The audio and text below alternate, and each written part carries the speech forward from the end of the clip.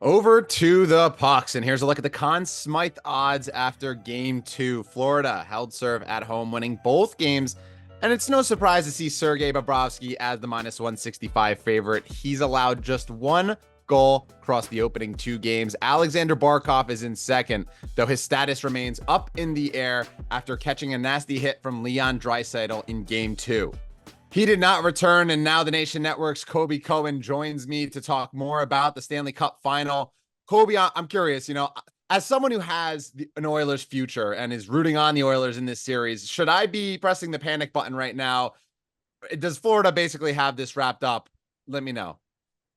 Well, look, I'm not going to say that this is basically wrapped up because in 2011, I was on a team that came back in the Stanley Cup Finals down 0-2. And we were the underdog going into that series playing against the Vancouver Canucks, who were, going into the playoffs a better team than us, finished ahead in the standings, had home ice. So, look, in hockey, it's really not a major panic button until you lose on home ice.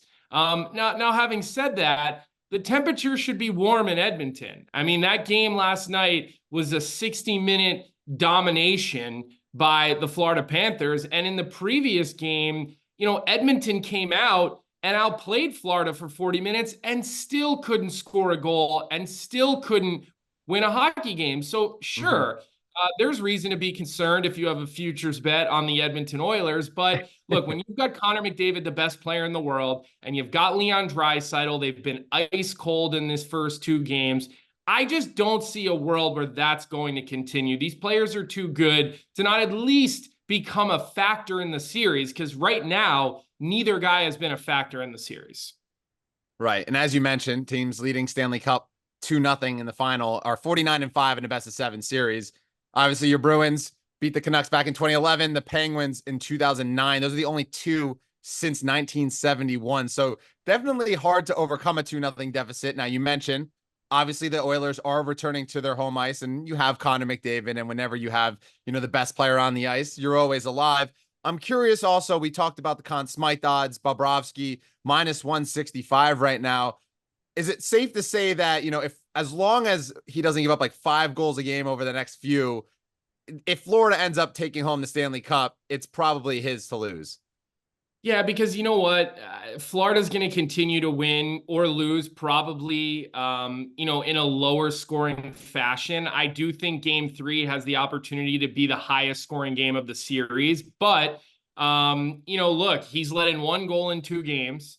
He's outdueled Igor Shesterkin in the last round, who's probably the best goalie there is. Jeremy Swayman the round before, who, people were saying he could win the Conn Smythe with how well he played for the Bruins. And then Andrei Vasilevsky, who was widely regarded as the best goaltender in the NHL for the last number of years. So, I think at times we don't give Sergei Bobrovsky enough credit because his team is so good. Last night, they didn't give up one high danger scoring chance, right? 18 or 19 shots, not one high danger chance, which is different from game one where he stole the entire game. So look, you've got to think he's going to continue to play this way. And I think that the odds makers are on the money here. I think he is absolutely the odds on favorite right now to be the Conn Smythe winner.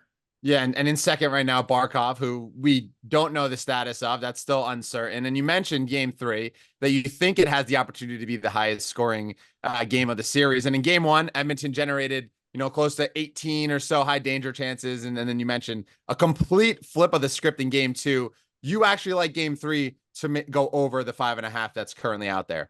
I do, because if there's one game in this series that I think we could see a number of goals, I think it would be game three, because I don't think Edmonton on home ice, I think they're going to come out with their hair on fire in game three. I mean, their season, is on the line here. If you go out in game three and you don't have a good start and that train gets rolling for the Florida Panthers, the lights are going out pretty quickly in Edmonton. And I just don't think a team that has fought as hard as Edmonton, have overcome, slumps and starting up the season bad. Connor McDavid, Leon Draisaitl. Draisaitl will be playing game three. He will not be suspended.